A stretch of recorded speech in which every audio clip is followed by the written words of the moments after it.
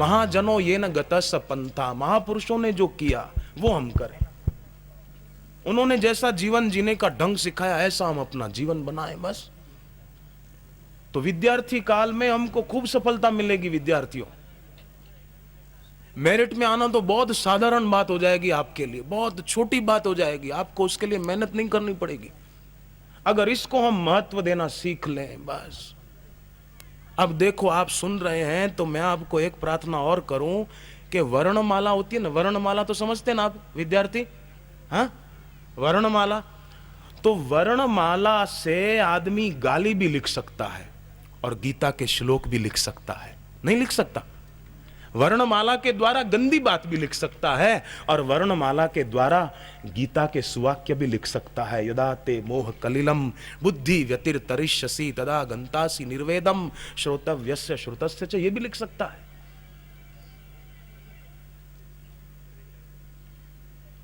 वर्णमाला निष्पक्ष है, निरपेक्ष है, कुछ चाहती नहीं, किसी के पक्ष में नहीं। और वर्णमाला के द्वारा जिस कागज पर हम कोई बात लिखेंगे वो कागज भी निष्पक्ष होता है। ऐसा नहीं कि वो खाली गंदी बात लिखो तो ही लिखने देगा, नहीं तो नहीं लिखने देगा, ऐसा तो है नहीं। तो कागज भी निष्पक्ष है और निरपेक्ष है। और कागज पर जिस पेन से हम लिखेंगे वो पेन भी निष्पक्ष है, वो पेन भी निरपेक्ष है। पर लिखने वाला आदमी अगर गलत होगा तो वर्णमाला के द्वारा गंदी बात लिखेगा, और लिखने वाला सही भाई होगा, सही बहन होगी तो वो अच्छी बात लिखेगी, सत्संग की बात अपनी डायरी में नोट करेगी। बापूजी के वचन सुने, सत्संग में कोई बात अच्छी लगी तो अपनी डायरी में नोट कर ली, अच्छी बात लिखेंगे। क्यों? क्योंकि वो आदमी स्वयं अच्छा है, वो बहन स्वयं अच्छी है, इसलिए अच्छी बात लिखेगी। हम अंदर से अगर सजाग हो जाएं तो लोग बोलते हैं इसने मेरे को फंसा दिया, इसने मेरे को फंसा दिया, इसके कारण मेरा पतन हो गया, इसके कारण मेरा मन आकर्षित हो गया। नहीं नहीं, रावण ने खूब कोशिश की विभीषण को अपने पक्ष में करने की, पर रावण विभीषण को अपने पक्ष में नहीं कर पाया। विभीषण गर्जना करके कहता गया, राम सत्य संकल्प प्रभु सभा काल वश तेरी, मैं जायऊ रघुवीर शरण। राम सत्य संकल्प प्रभु है, भगवान संकल्प सत्य संकल्प है। तेरी सभा लगता है रावण काल के वश हो गई है, इसलिए तू ऐसी गंदी बातें कर रहा है। अस कही चला विभीषण जब ही, आयुहीन भय तब सब ही, रावण जब ही विभीषण त्यागा, भयउ विभव बिन तब ही अभागा। रावण ने जब विभीषण का त्याग किया उसी क्षण से उसका दुर्भाग्य शुरू हो गया, उसका काल और निकट आता गया, जल्दी से, तेजी से। मंदोदरी ने रावण को कहा, पतिदेव, काल जब किसी के पीछे पड़ता है तो डंडा लेकर पीछे नहीं पड़ता, काल जब किसी के पीछे पड़ता है तो उसका धर्म हर लेता है, उसकी बुद्धि का हरण कर लेता है। उसको सूझता नहीं कि मैं ये गलत कर रहा हूं, वो करता जाएगा, वो गलत को सही मानेगा। आप उसको कहो कि फिल्म मत देखो, ये गंदा काम मत करो, वो आपको कहेगा कि जाओ जाओ, बड़े आए मेरे को सीख देने वाले। ये कोई उम्र है सत्संग में जाने की? ये कोई उम्र है माला लेकर जप करने की? ये कोई उम्र है ध्यान में बैठने की? वो ऐसी बात बोलेगा। समझ लेना काल उसके पीछे पड़ा है। कुछ जवान लड़के, नगर की बात, अहमदनगर आपके महाराष्ट्र में, कुछ लड़के कॉलेज गाड़ी में बैठकर, किसी लड़के का जन्मदिन था दोस्त का, वहां जा रहे थे, पार्टी थी। तो एक लड़का अपना गुरु भाई था, उसने दीक्षा ली हुई थी, तो वो मन में जप कर रहा था। अचानक उसको बापूजी की प्रेरणा हुई, उसने अपने दोस्तों को कहा, गाड़ी रोको, मुझे उतरना है। अरे बोले नहीं नहीं, बैठा रहे, काहे को उतरना है? बोले मेरे गुरुदेव मेरे को प्रेरणा दे रहे हैं कि तू घर चला जा। अरे बोले कहां पागलपन की बातें करता है, गुरुदेव प्रेरणा दे रहे हैं, घर चला जा। बैठा रहे, ये कोई बात हुई? गुरुजी तेरे को प्रेरणा देंगे? हाँ। बोले मैं सच कह रहा हूं, मेरे को जाने दो। जबरदस्ती गाड़ी रुकवाई, उतरकर अपने घर पहुंच गया, मां को सारी बात बताई। मां ने भी कहा, बेटे जरूर कुछ इसमें अपना भला होगा, इसीलिए बापू ने तुझे प्रेरणा दी, अच्छा हुआ तूने बापूजी की बात मान ली। थोड़ी देर बीती, खबर आई कि जिस गाड़ी में से उतरकर ये जवान अपने घर आया था, आगे जाने पर उसी गाड़ी का भयंकर एक्सीडेंट हुआ, 2 जवान मर गए और कुछ बेचारे घायल हो गए। इसकी रक्षा हो गई। क्यों? क्योंकि राम सत्य संकल्प प्रभु, सबा काल बस तेरी। भगवान सत्य संकल्प है। तो ऐसे भगवान के नाम में जिसकी आस्था होती है तो उसकी कदम कदम पे रक्षा होती है। इसलिए मैं आपसे दोबारा प्रार्थना करता हूं कि जितना हो सके भगवान का नाम अधिक जपने की आदत डालो। अंत समय क्या काम आएगा जरा सोचो। दुनिया में आकर कमाया खूब, क्या हीरे क्या मोती, मगर क्या करें कफन में जेब नहीं होती। ये कुछ साथ में जाए।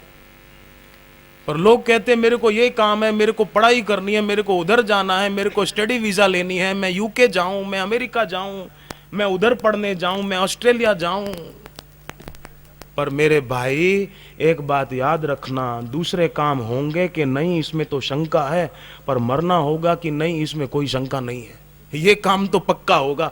दूसरा काम हो कि ना हो, स्टडी वीजा मिले कि न मिले, अमेरिका में कोई जाए रहने को ग्रीन कार्ड मिले कि न मिले, पर मरना होगा कि नहीं इसमें कोई शंका नहीं। ये बात तो पक्की है। तो जिसको कोई नहीं चाहता वो मृत्यु निकट आ रही है, पर फिर भी अनजान बने बैठे। मकान यहां सजा रहे हैं, मैंने नया घर लिया है, मैंने नई कार ली है, मैंने नया काइनेटिक लिया है, मैंने ये लिया है, मैंने एक्टिवा लिया है, मैंने ये लिया है। पर तू खुद तो एक्टिव नहीं हुआ ना साधना में, भक्ति में तू खुद नहीं हुआ।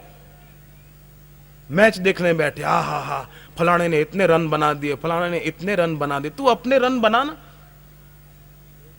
तुम अपनी यात्रा करो।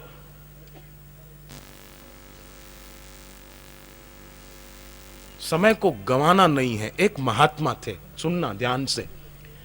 उनका नियम था वो नीचे बगीचे में घास पर बैठकर ही प्रवचन करते थे। शाम को थोड़ी देर करते थे, गिने चुने लोग आते थे।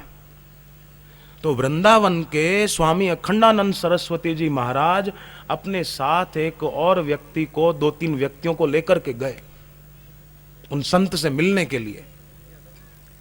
बैठे, सत्संग शुरू हुआ तो स्वामी अखंडानंद जी के साथ जो एक व्यक्ति और उनके साथ एक और व्यक्ति था, वो बगीचे में बैठे बैठे घास नोचने लग गया।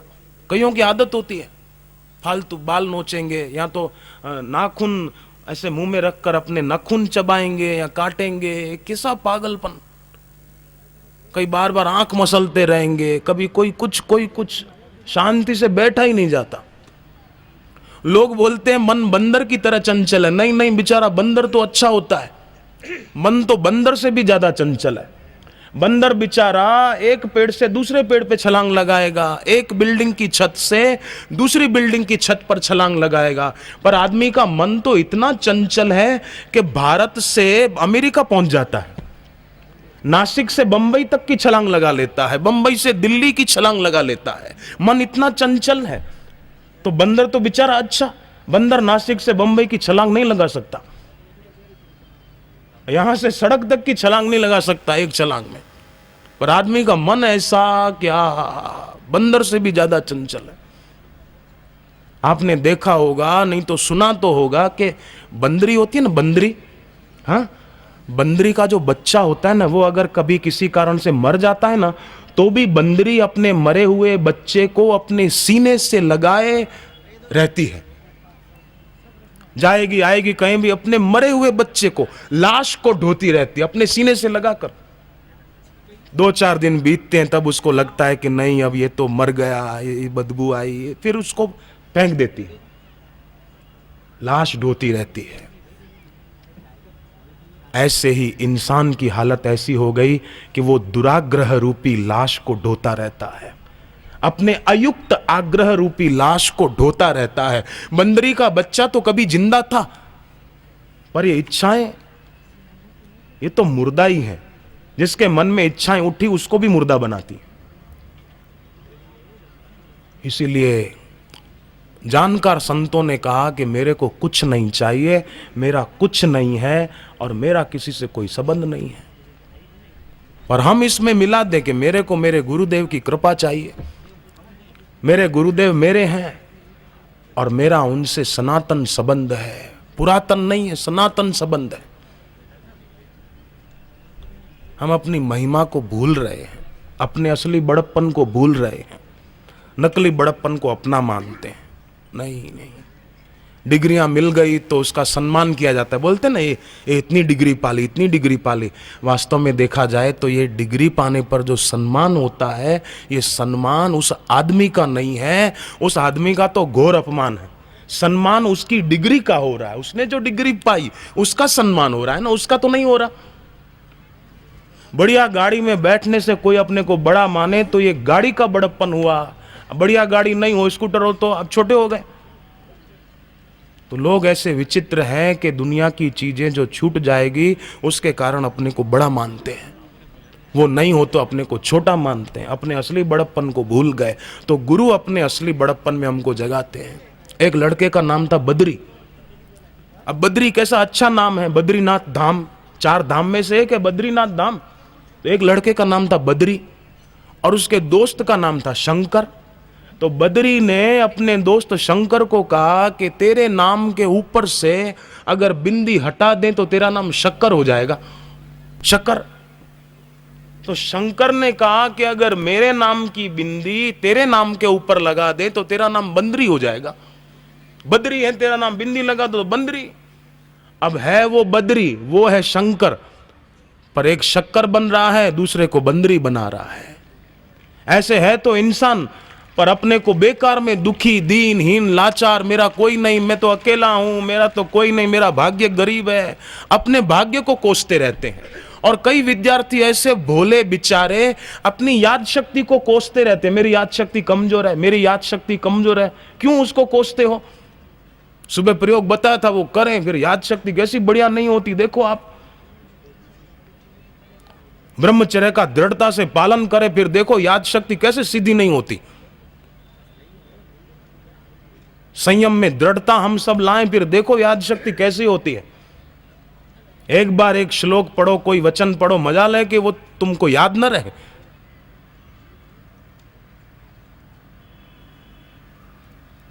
दृढ़ता चाहिए, वीरत्व चाहिए। वीर बनो, गंभीर बनो, नौजवानों धीर बनो। अपने में वीरत्व लाना बहुत जरूरी है। संसार में वीरत्व हमारे जीवन में आए, उसके लिए खास याद रखना, युवानों से मेरी प्रार्थना है, 2 हाथ जोड़ के प्रार्थना है। संसार में अगर आपने सुख का फूल ढूंढा तो दुख का कांटा ऐसा चुभेगा कि जीवन भर याद रहेगा। इसलिए संसार में सुख रूपी फूल मत ढूंढो, वहां है ही नहीं। जो चीज जहां है वहां ढूंढो तो मिल जाएगी। बबूल के पेड़ के नीचे कोई बैठे कि मेरे को आम मिलेगा, आम नहीं मिलेगा, कांटे मिलेंगे। बबूल के पेड़ में आम कहां से आएगा? आप बताओ भाई, बबूल के पेड़ पे आम होता है क्या? होता है? अच्छा एक बात और बताओ, बरसात हो रही हो, बरसात के दिनों में, और बरसात को पकड़ के कोई सोचे कि मैं स्वर्ग में चला जाऊं, तो यह बात कैसी पागलपन की है। अच्छा दूसरी बात आप ये बताने की कृपा करें कि एक दीवार पर एक चित्र बना हुआ है और उस चित्र में एक घोड़ा खड़ा है, बगीचा है और घोड़ा खड़ा है। अब आप ये बताइए, चित्र लिखित घोड़े पर बैठकर कोई सवारी करने की इच्छा करेगा क्या? अरे अरे घोड़ा खड़ा है, मैं जरा इस पे बैठ के घूम के आऊं, मैं जरा इस पे बैठ के पंचवटी जाके आऊं, त्र्यंबकेश्वर जाके आऊं, तो वो पागल माना जाएगा, पागल। अरे चित्र का पेंटिंग किया हुआ घोड़ा है, उस पर तू बैठकर सवारी करने की इच्छा करते तो तू पागल है। साधारण पागल नहीं है, बड़ा पागल है। छोटा पागल नहीं है, छोटा मोटा नहीं, साधारण नहीं, बड़ा बड़ा पागल है। चित्र लिखित घोड़े पर बैठकर सवारी करने की इच्छा करे। तो जैसे चित्र लिखित घोड़े पर सवारी नहीं की जा सकती, ऐसे ही संसार के भोगों के द्वारा सुखी नहीं हुआ जा सकता। वहां तो दुख का कांटा गड़ेगा। बबूल के पेड़ के नीचे बैठा और बोले मेरे को आम का फल मिले, संभव ही नहीं है। लोग संसार में जानबूझकर ऐसा कुछ करते हैं, जिन हाथों के द्वारा स्वर्ग बना सकते थे, उन हाथों के द्वारा ऐसे काम किए कि नरक की भट्ठियां बना दी तपने के लिए। ऐसा क्यों? सत्संग का अभाव, गुरु का अभाव, अथवा गुरु मिल गए सच्चे तो गुरु भक्ति का अभाव। गुरु है, गुरु भक्ति नहीं है। शूर्पणखा को राम मिले पर राम भक्ति नहीं मिली थी तो नाक कान कटवाए उसने, राम मिलने के बाद भी। और त्रिजटा रावण की लंका में रहती थी, उसको राम जी नहीं मिले पर राम की भक्ति मिल गई। नाम त्रिजटा राक्षसी एका, त्रिजटा नाम की एक राक्षसी थी। राम चरण रति निपुण विवेका, भगवान के चरण में उसकी खूब भक्ति थी। आजकल तो लोगों को भगवान के चरण की भक्ति तो क्या, बस बदल गया जमाना और लगी है फैशन की होड़। मोबाइल, सिनेमा, होटल रहे हैं सबकी जेब निचोड़, जेब निचोड़ रहे हैं, लोगों को पता ही नहीं चलता।